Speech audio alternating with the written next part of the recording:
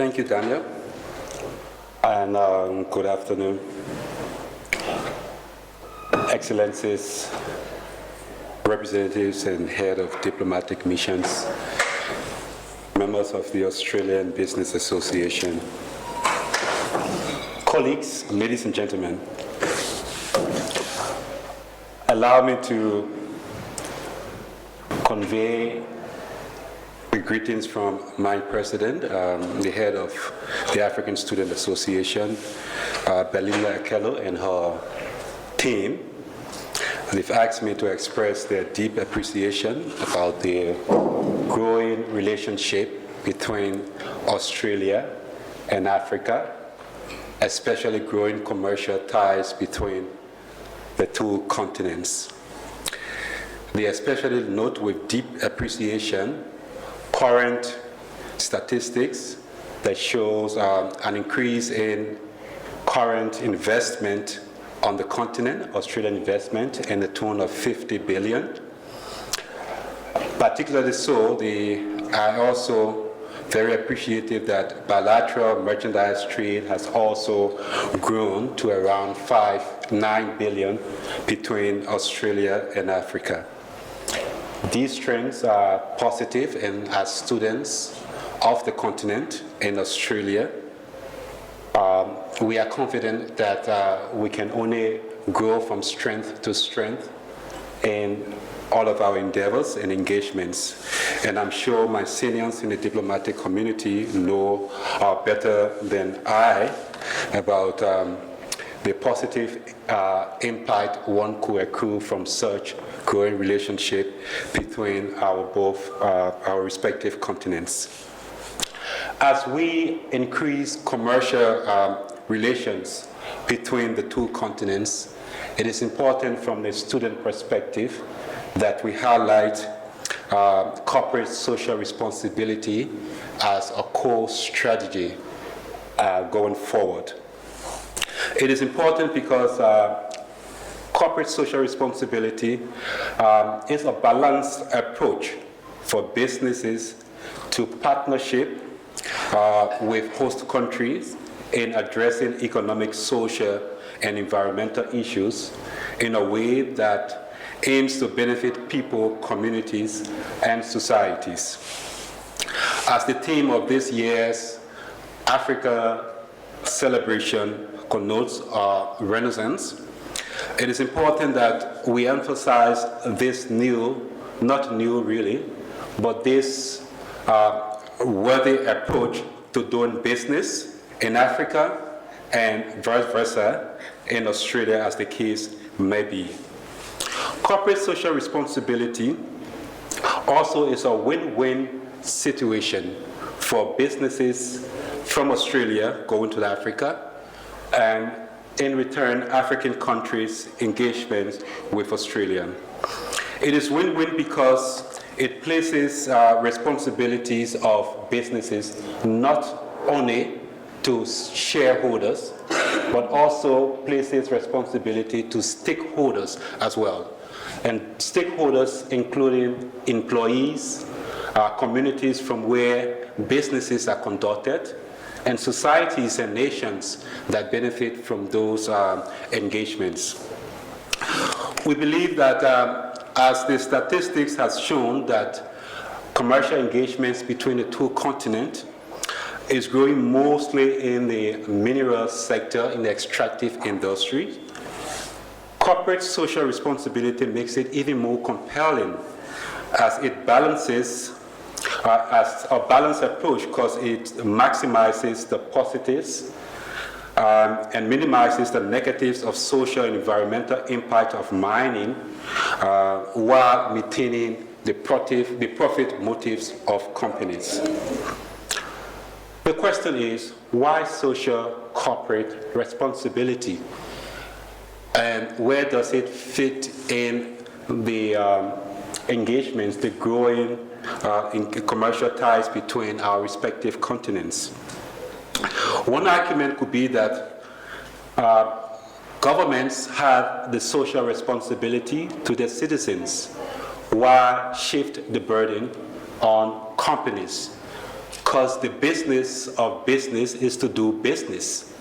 They are not there to promote public interest, but rather profit motive.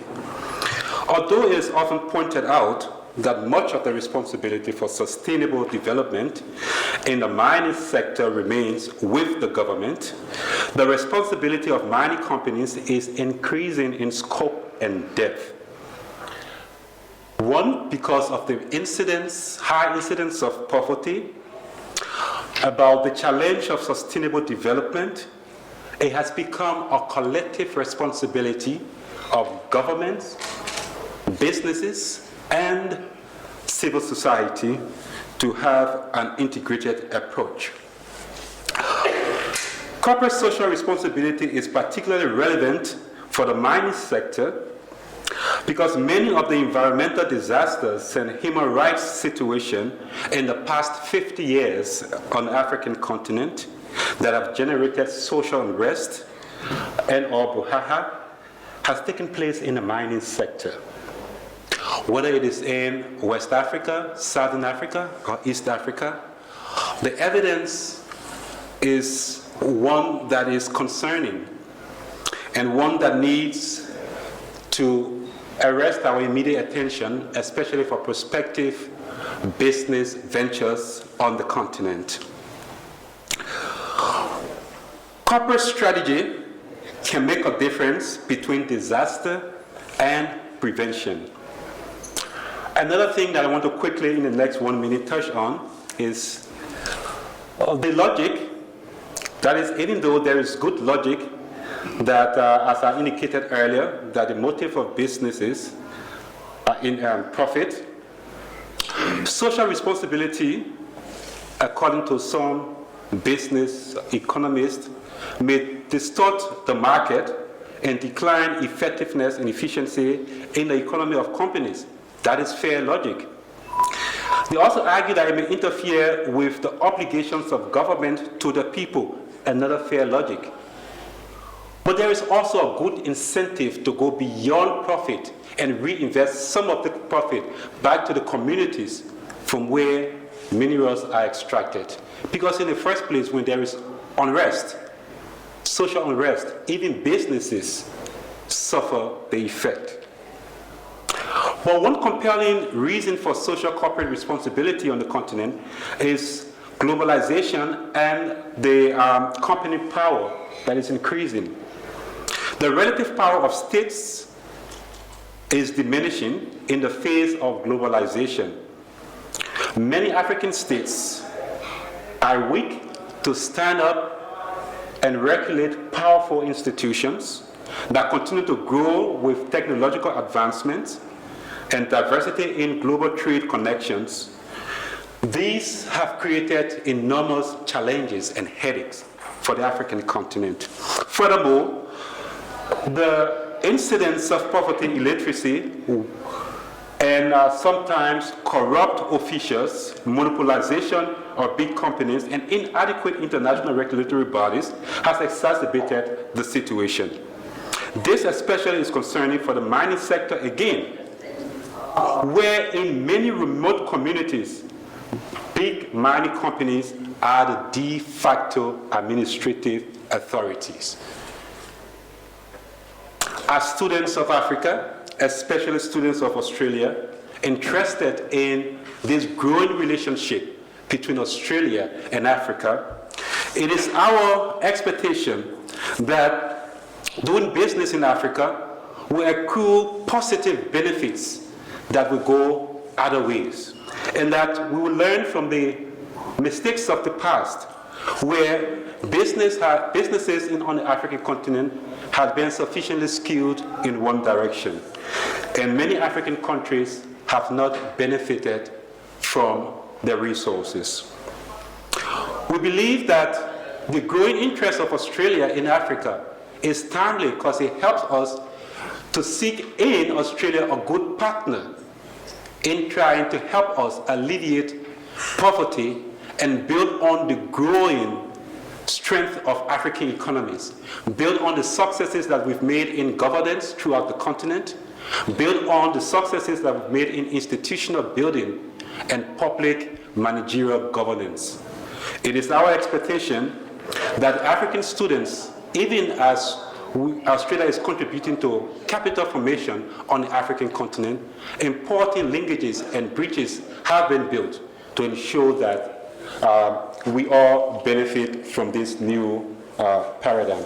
Again, thank you very much for your patience and for allowing us the opportunity to just make these few remarks on behalf of the Australian African Students Association. Again, thank you.